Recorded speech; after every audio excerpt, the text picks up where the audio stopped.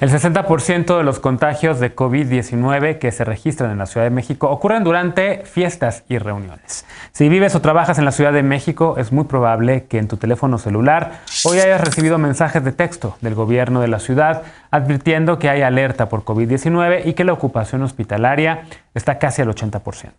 La jefa de gobierno de la entidad, Claudia Sheinbaum, señaló que frente al aumento de personas hospitalizadas, su administración hace lo posible para no suspender las actividades económicas. Esta semana, en la capital del país llegó a un récord de personas hospitalizadas y la jefa de gobierno insistió esta mañana en su llamado a respetar las medidas sanitarias, a no hacer fiestas, a no hacer posadas. Dijo que no descarta volver a bajar la cortina de negocios y de servicios no esenciales si seguimos con este ritmo de contagios. Además de anunciar la ampliación de la capacidad hospitalaria y de pruebas para detectar contagios, su gobierno, el de la Ciudad de México, ha entregado poco más de 1 millón de despensas a niñas y a niños beneficiarios del programa Mi Beca para Empezar y se han establecido nuevas disposiciones para las 200 colonias del programa de atención prioritaria por COVID-19. Entre otras medidas, los comercios, servicios y servicios no esenciales deben cerrar a las 5 de la tarde. Y la venta de alimentos en la vía pública solamente puede ser para llevar.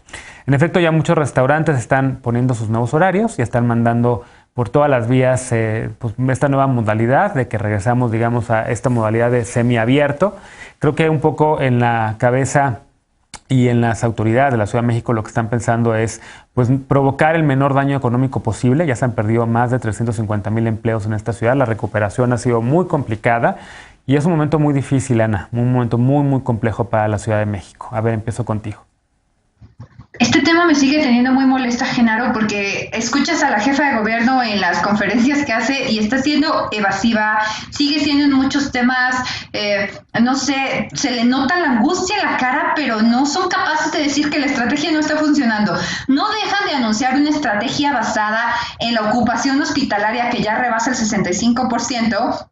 Ya muchos hospitales han salido a decir, ya no tenemos cupo, y entonces salen con la misma estrategia que llevan implementando 9 meses y que sigue sin funcionar.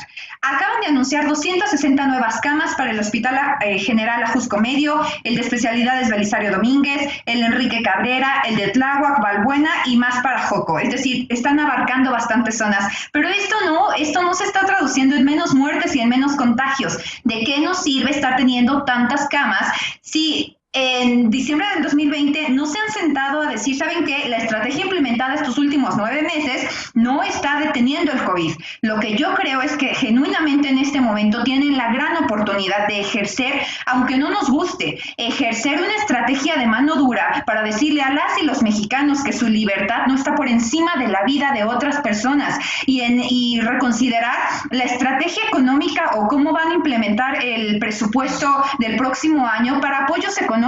Qué bueno que le vaya a llegar a estas personas despensas, pero eso no los va a mantener más de un mes. Una despensa para una familia de 4 miembros, te la acabas en 4 semanas. ¿Y después qué? La despensa no va a lograr que los comercios no cierren. Está diciendo, hoy salió, o ayer, no estoy segura cuándo, pero a decir que no nos consta que las conglomeraciones que estamos viendo en las calles del centro histórico generen COVID. Entonces creo que se ha perdido los 9 meses de las conferencias de Gatell, porque si no hay sana distancia es muy probable que te vayas a contagiar, traigas o no cubrebocas, porque como nos enseñaron, la persona en cualquier momento se puede quitar un poquito el cubrebocas para rascarse y ya con eso te contagiaste. Entonces, que ahora escuchemos a la jefa de gobierno disculpar el latiborro del centro y decir que con eso la gente no se va a contagiar y al mismo tiempo estar presumiendo nuevas camas y una ocupación hospitalaria a la alza, estamos perdidos. ¿Cerrarías tú todo el centro histórico? ¿Cerrarías, bajarías la cortina a los negocios ya? Lo que yo ahorita estaría haciendo es totalmente distinto en la asignación del presupuesto, del proyecto de presupuesto de egresos, lograr que los diputados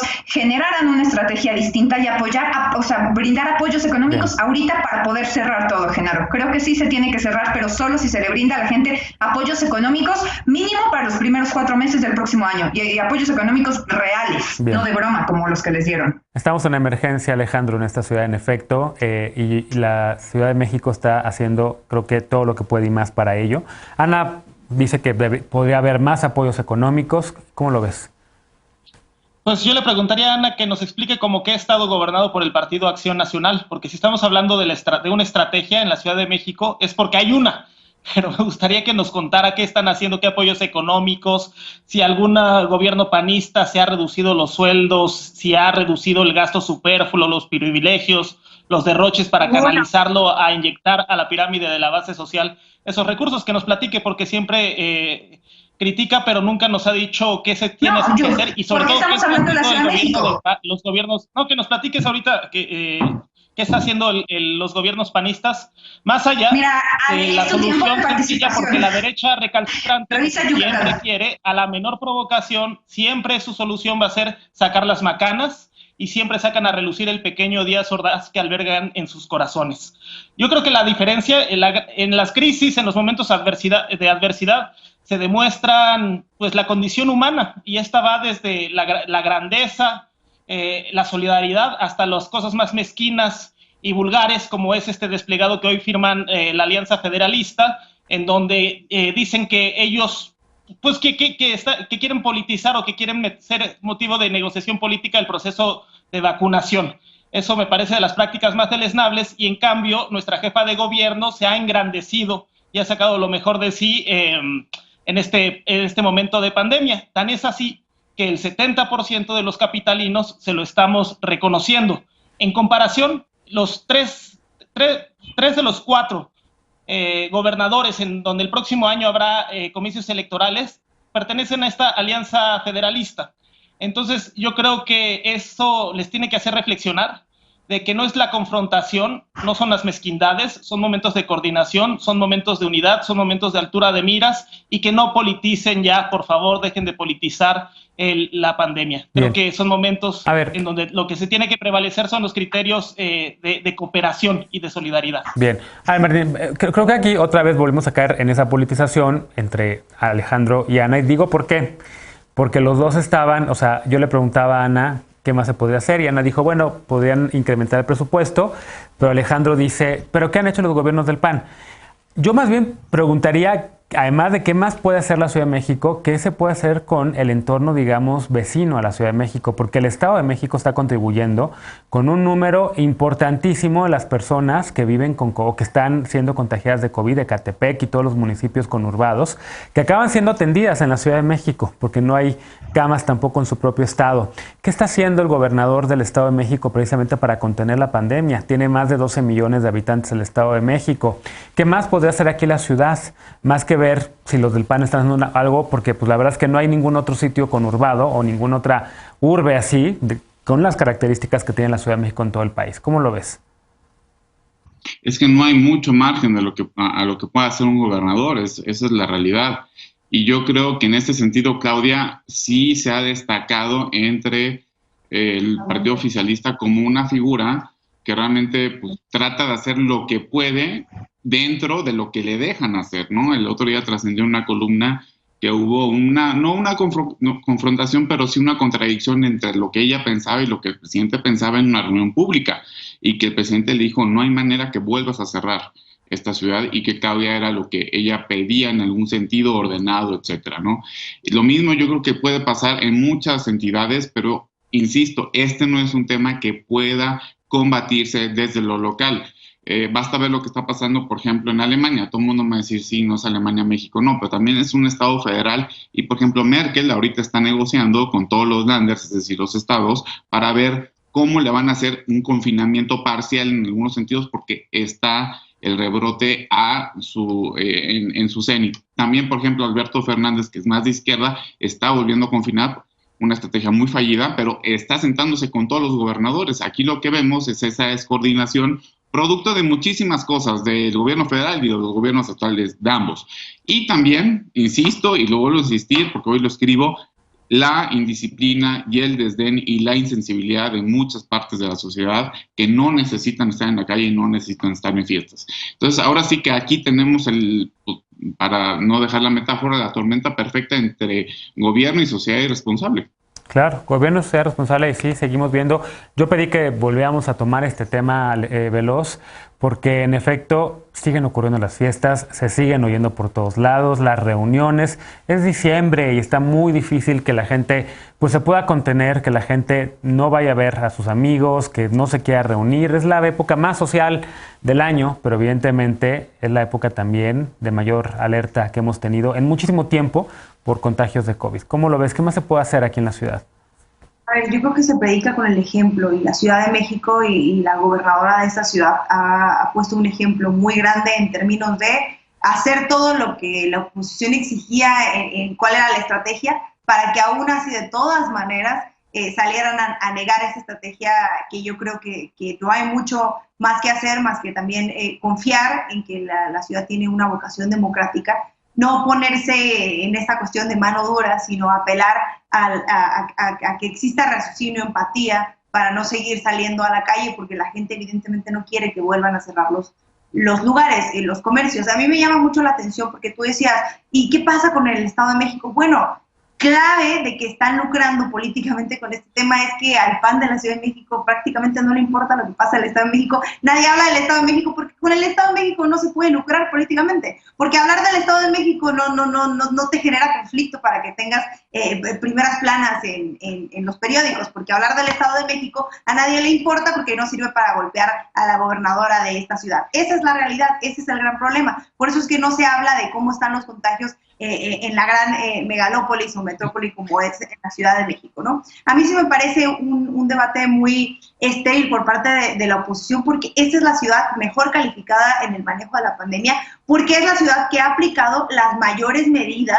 en términos de pruebas, en términos de cuidar cómo se han ido abriendo los comercios y en la coordinación que hay, porque no hay que olvidar que en esta ciudad hay una gran coordinación con la mayoría, y si no es que con todas las alcaldesas y los alcaldes, para ver cómo se maneja la pandemia, porque también es una ciudad que tiene muy divididas los centros de comercio, los lugares donde se da esta actividad económica, y creo que ha puesto un ejemplo también muy importante la alcaldía Cuauhtémoc. También genera mucho ruido como para lucrar políticamente, y lo digo porque creo que vale la pena. Algunas veces la oposición en la Ciudad de México sale a hablar cómo se les importan mucho los comercios y cómo les interesa mucho la vida comercial y van a repartir sus cositas a los puestos, pero hoy dicen en varios espacios que se cierre todo. Creo que eso es tener una insensibilidad de qué vive la gente, es tener una insensibilidad de que la mayoría de la gente vive de vender cosas, que la mayoría de la gente está en el comercio informal, y creo que tenemos que tener las cosas en su justa medianía. Y yo hoy veo a una gobernadora de la Ciudad de México